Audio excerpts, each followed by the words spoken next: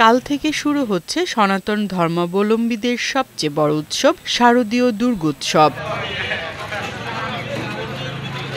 কৈলাস থেকে মর্তে আসবেন দেবী দুর্গা, তাই মন্দিরে মন্দিরে চলছে দেবী বন্দনার প্রস্তুতি। ঢাকঢোল শাক আর উলুধ্বনির অপেক্ষায় সারা দেশের দুর্গাপূজার মণ্ডপ ও মন্দিরগুলো।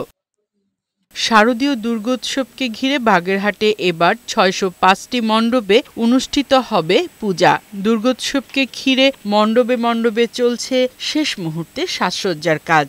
জেলার হিন্দু সম্প্রদায়ের মধ্যে বইছে আনন্দের হিল্লোল।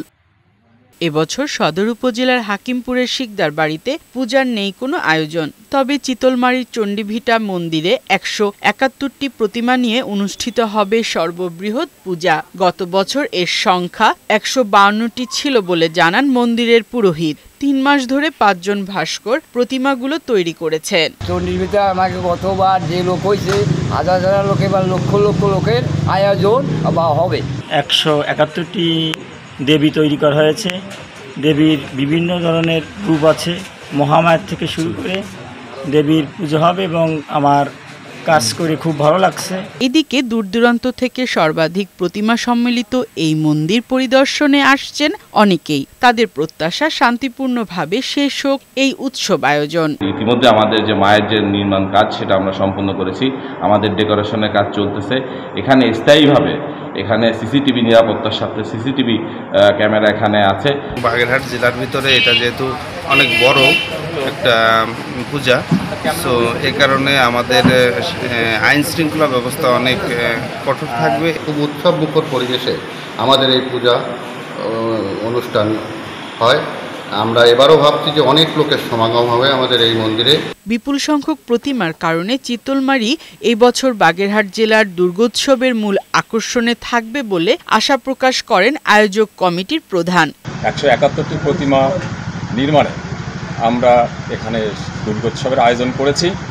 বিপুল এই আয়োজনে বিভিন্ন স্থান থেকে হাজার হাজার লোক উপস্থিত হবে। আমরা সকলকে আমন্ত্রণ জানাচ্ছি এই উৎসবে অংশগ্রহণ করার জন্য।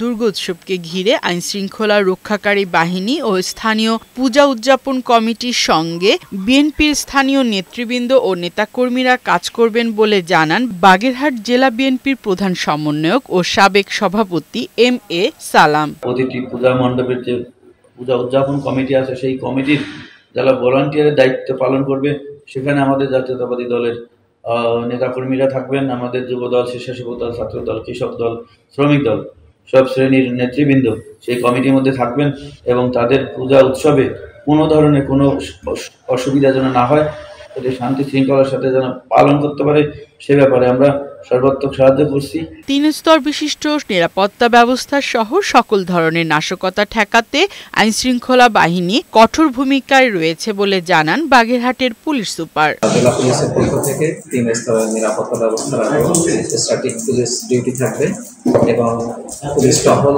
থাকবে। এর পাশাপাশি সাদা পোশাকে পুলিশ আমরা ডিউটি করব। সম্প্রীতি সৌহার্দ্যের মেলবন্ধনে শেষ হবে হিন্দু সম্প্রদায়ের বৃহৎ এই ধর্মীয় আয়োজন, এমনটাই প্রত্যাশা সকলের। ফারহানা শিমু, বৈশাখী সংবাদ।